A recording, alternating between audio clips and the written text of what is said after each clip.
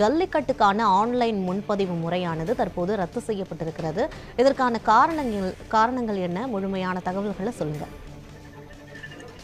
தமிழ்நாடு அரசின் சார்பிலே தற்போது செய்தி அறிக்கை ஒன்று வெளியிடப்பட்டிருக்கிறது. அந்த செய்தி அறிக்கையில் ஜல்லிக்கட்டு போட்டிகளில் நடத்துவதற்கான அந்த வழிகாட்டு நெறிமுறைகளில் சில மாற்றி அமைக்கப்பட்டிருப்பதாக அந்த செய்தி அறிக்கையில் தெரிவிக்கப்பட்டிருக்கிறது. முக்கியமாக சிரமங்களை களையும் பொருட்டு விதிமுறைகளில் சில தளர்வுகள் செய்யப்பட்டிருக்கிறது என அறிவிப்பு வெளியிடப்பட்டிருக்கிறது. அந்த வகையில் தமிழ்நாட்டின் பாரம்பரிய வீர விளையாட்டான ஏறு தழுவுதல் எனும் ஜல்லிக்கட்டு நடத்துவதற்கு தேவையான அனைத்து உதவிகளும் தமிழ்நாடு அரசு செய்து வருகிறது.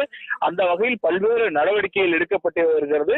சமீபத்தில் 17ஆம் தேதி கூட அலங்காநல்லூரில் நடைபெற்ற ஜல்லிக்கட்டு போட்டியிலே மாடுபிடி வீரர்களுக்கு அரசு வேலை மற்றும் காளைகளுக்கு உயர்தர சிகிச்சை மற்றும் பயிற்சி எடுப்பதற்காக அலங்காநல்லூரில் 2 கோடி மதிப்பில் ஒரு உயர்தர பயிற்சி மையம் உள்ளிட்டவை அறிவிப்பு வெளியிடப்பட்டது.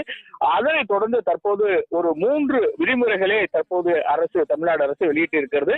உள்ளூர் காளைகளுக்கும் வீரர்களுக்கும் பங்கு பெறுவதை செய்திட ஏதுவாக ஆன்லைன் பதிவு முறையினை மாற்றி அந்தந்த மாவட்ட அளவில் முடிவு செய்து கொள்ள வழிவகை செய்யப்பட்டிருக்கிறது. தற்போது வரைக்கும் ஒரு லிங்க் அனுப்பப்பட்டு ஆன்லைன் மூலமாக ஒரு ஆவணங்கள் செய்யப்பட்டு பதிவேற்று இருந்தது. அதை மாற்றி அமைத்திருக்கிறார்கள். இதற்கு முன்னதாக அந்தந்த ஊர்களில் ஒரு முன்பதிவு நடைபெறும். நேரடியாக மாடுபிடி வீரர்கள் ஆவணங்களுடன் சென்று மருத்துவர்கள் பரிசோதனை செய்து அவர்களுக்கு முன்பதிவு வழங்கப்படுவதற்கு டோக்கன் ஜல்லிக்கட்டில் பங்கேற்பதற்கு டோக்கன் வழங்கப்படும்.